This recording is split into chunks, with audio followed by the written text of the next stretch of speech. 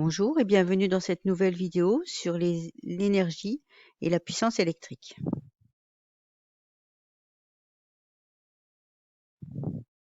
Commençons par parler de l'intensité du courant électrique.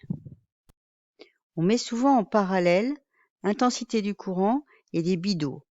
À travers cette ligne imaginaire, on peut définir le débit, c'est le volume V d'eau qui traverse cette ligne par seconde. On l'exprime en mètres cubes par seconde. Ce débit est plus important que celui de la petite rivière. De la même manière, on peut parler de déplacement de porteurs de charge qui engendre un courant électrique d'autant plus intense qu'ils sont nombreux. On peut définir l'intensité I du courant par le rapport Q sur delta T, Q étant la charge qui traverse la ligne imaginaire. Pendant la durée delta T, plus le débit de charge est important, plus l'intensité est élevée. L'intensité s'exprime en ampères et vous voyez d'après la formule que ce sont des coulombs par seconde. Nous allons maintenant étudier les sources de tension qu'on appelle aussi générateurs. Donc, pour cela, nous allons tracer ce qu'on appelle la caractéristique courant-tension du générateur. Alors, on a un courant I qui est fourni par le générateur et une tension U. Là, on voit ici qu'ils sont dans le même sens, c'est la convention générateur. Donc, on va tracer cette courbe. Cette courbe, on l'aperçoit ici comme on a affaire à une source idéale de tension. La tension E est constante et ne dépend pas du courant. Si maintenant on étudie le cas d'une pile, qu'on appelle aussi un générateur réel, ou une source réelle de tension, dans ce cas-là, on s'aperçoit que la caractéristique courant-tension, c'est une droite qui ne passe pas par l'origine et qui a une équation U égale E moins RI. On parle alors de source réelle et elle est modélisée par l'association série d'une source idéale de tension, dont on vient de parler avant, et d'une résistance interne R. E est appelée la tension à vide, ou on appelle ça encore la force électromotrice. C'est l'ordonnée à l'origine de la droite. Et petit r, moins petit r, est la pente de la droite. Lorsqu'on a affaire à une source idéale de tension, on va avoir U égale E. Et lorsque c'est une source réelle, on a U égale E moins R. Évoquons maintenant les notions de puissance et d'énergie électrique. Attention, puissance ne signifie pas énergie. Bien souvent, il y a confusion entre ces deux termes qui sont liés. La puissance est la vitesse à laquelle l'énergie est délivrée. Elle se mesure en watts, ce qui correspond à des joules par seconde. Prenons un exemple pour bien comprendre. Prenons la flamme d'un gros feu de bois ou la flamme d'une bougie pour faire bouillir de l'eau. Dans les deux cas, la même quantité d'énergie sera utilisée pour faire bouillir l'eau. Simplement, cela se fait plus rapidement avec un feu qu'avec une bougie. L'énergie est dégagée plus rapidement avec le feu qu'avec la flamme de la bougie. On dit alors que le feu de bois est plus puissant que la flamme de la bougie. La puissance, vous le savez, se calcule en faisant le produit U fois I. Pour un conducteur ohmique de résistance R, on connaît la loi d'Ohm qui dit que U, la tension, égale la résistance multipliée par l'intensité du courant. Alors si on remplace le U dans l'expression de P, on a R fois I, c'est RI carré. Et ça, c'est l'effet Joule. L'effet Joule, vous savez que c'est un échauffement des conducteurs ou alors du conducteur ohmique. Alors, pour calculer l'énergie, on a vu que la puissance est égale à la vitesse de transfert de l'énergie. Donc, on peut écrire la relation énergie égale puissance fois delta T. L'énergie ne s'obtient pas d'un coup de baguette magique. En revanche, elle peut être convertie d'une forme en une autre grâce à ce qu'on appelle un convertisseur. Comme par exemple ici une éolienne ou un panneau photovoltaïque. Pour mieux visualiser ces conversions d'énergie, nous allons les représenter avec une chaîne de transformation énergétique.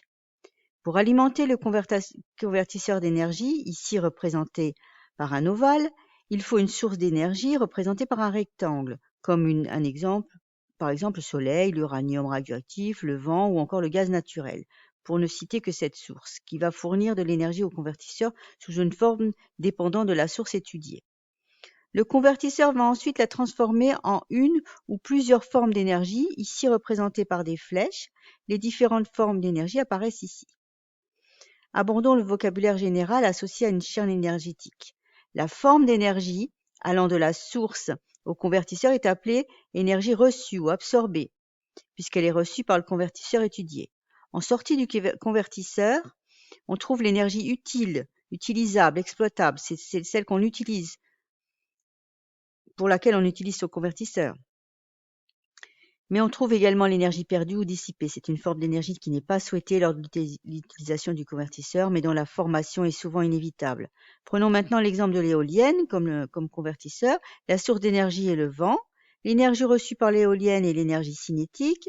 Cette énergie est transformée par l'éolienne en deux formes d'énergie. L'énergie utile sous la forme d'énergie électrique, qui ira alimenter le réseau électrique, et l'énergie perdue sous forme d'énergie thermique. En effet, le mécanisme de l'éolienne chauffe lors de son utilisation.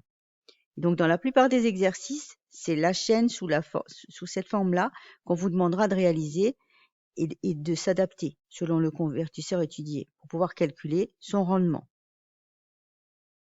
Nous allons nous appuyer sur la chaîne énergétique des panneaux photovoltaïques pour parler d'abord de la notion de bilan énergétique. Grâce au soleil, les panneaux photovoltaïques reçoivent de l'énergie lumineuse, appelée énergie radiative, dans le but de la convertir en énergie électrique pour alimenter le réseau électrique. Malheureusement, l'intégralité de l'énergie lumineuse reçue par les panneaux photovoltaïques n'est pas convertie en énergie électrique. En effet, pour tout convertisseur, il existe des paires d'énergie. Ici, ces paires d'énergie sont sous la forme d'énergie thermique. Maintenant que nous avons la chaîne énergétique sous les yeux, passons à l'étude du bilan énergétique. Alors, l'énergie lumineuse constitue ici ce qu'on appelle l'énergie reçue par les panneaux photovoltaïques. On parle parfois aussi d'énergie fournie.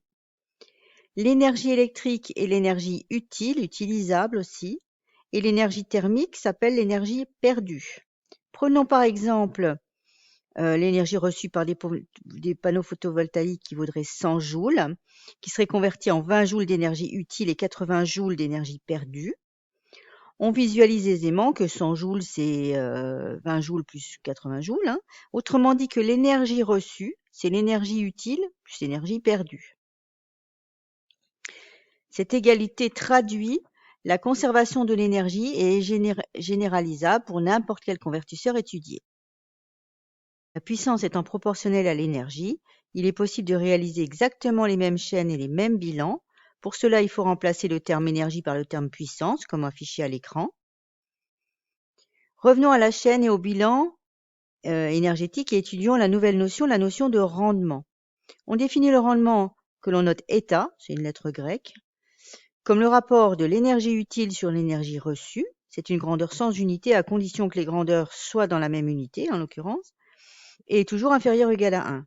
Il est également possible de l'exprimer en pourcentage et pour cela, on multiplie par 100 et à ce moment-là, le rendement sera toujours inférieur à 100%. Le rendement, de la même manière, pourrait se calculer, faire le calcul avec la puissance. Pour cela, il suffit de remplacer les termes énergie par les termes puissance. Donc le rendement, c'est puissance utile sur puissance reçue, ici en pourcentage en multipliant par 100. Ou alors, sans mettre le pourcent, on aura aussi un rendement et toujours un rendement inférieur à 1. Alors, prenons un exemple dans lequel on considère de l'énergie lumineuse reçue par des panneaux photovoltaïques de 100 joules. Et comme tout à l'heure, l'énergie électrique 20 joules et l'énergie thermique 80 joules. Le rendement, on a dit que c'était l'énergie utile sur l'énergie reçue, donc l'énergie électrique sur l'énergie lumineuse, 20 sur 100. Et on trouve, alors évidemment, on simplifie les joules, d'ailleurs on ne les met pas en général dans l'équation, on trouve 0,2.